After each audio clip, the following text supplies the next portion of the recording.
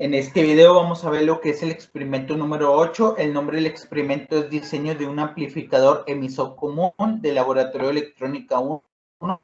Mi nombre es Jesús Enrique Leija Ponce, con matrícula 1873345 de la carrera de Ingeniería en Electrónica y Automatización. El nombre del ingeniero que me imparte esta materia es Carlos Alberto Martínez García, de la Brigada 209. La hora en el que llevo este laboratorio son los martes de N5 y N6.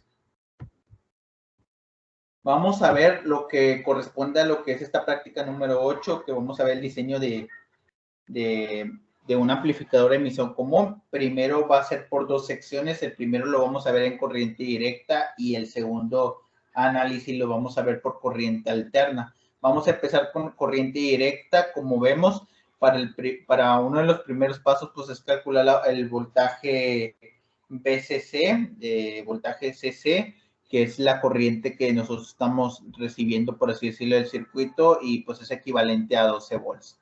En el segundo nos piden la corriente C, que es la corriente del colector, que para esto pues tuvimos que conectar una de las puntas, o mejor dicho, las puntas del colector y hacia tierra para obtener su voltaje, y el voltaje que nos salió es de 4.849 volts. Al siguiente lo mismo, pero ahora lo vamos a hacer mediante el voltaje de la base del transistor. Medimos el voltaje de la base y nos salió que es 1.758 volts.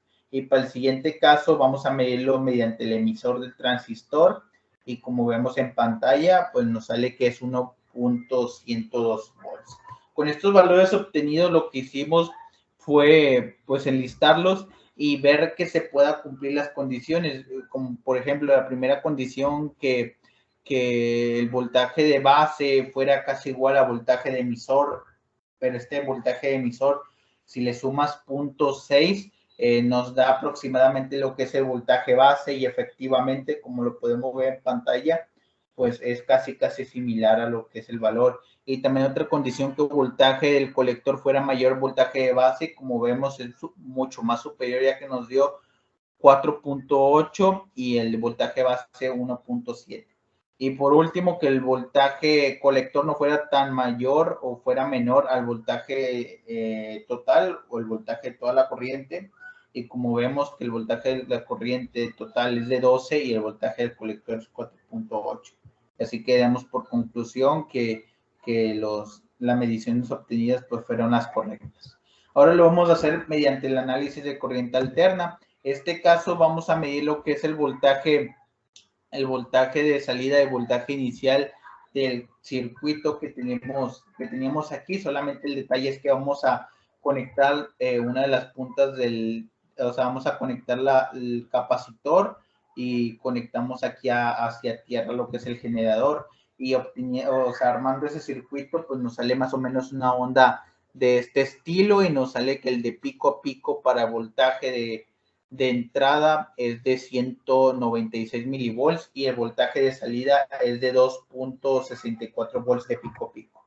Y con estos datos pues podemos obtener lo que es la ganancia de voltaje, solamente aplicando esta ecuación, y como vemos la ganancia de voltaje para este circuito, para este circuito que tenemos, pues de 13.47. Ahora vamos a encontrar el circuito para encontrar el voltaje A, que para esto pues tenemos que conectar una resistencia de 10 kilo ohms, y pues armamos este circuito, medimos el voltaje y nos sale que es 70.708 milivolts. Y también el voltaje B ahora sería la segunda punta del transistor, la pasada fue la primera, y también medimos el voltaje de este mismo, y nos sale que en este caso el voltaje B es de 41.012 milivolts. Y con estos dos resultados pues, podemos obtener la resistencia de entrada, que es la que estuvimos midiendo aplicando esta ecuación, y para este caso nos sale que el voltaje de entrada es de 13.81 kilo ohms, que es aproximadamente a la resistencia que nosotros inductimos o pusimos en la entrada.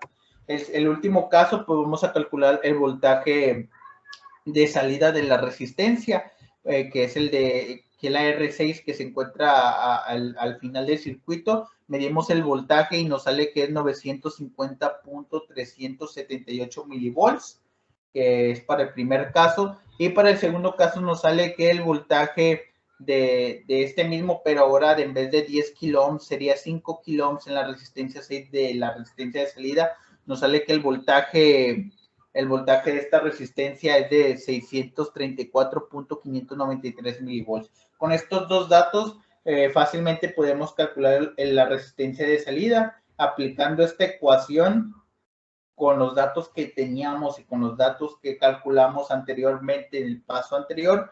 Aplicamos esta ecuación y nos sale que la resistencia de salida es de 9.903 kilo ohms, que es aproximadamente a los 10 kilo ohms que pusimos desde un principio.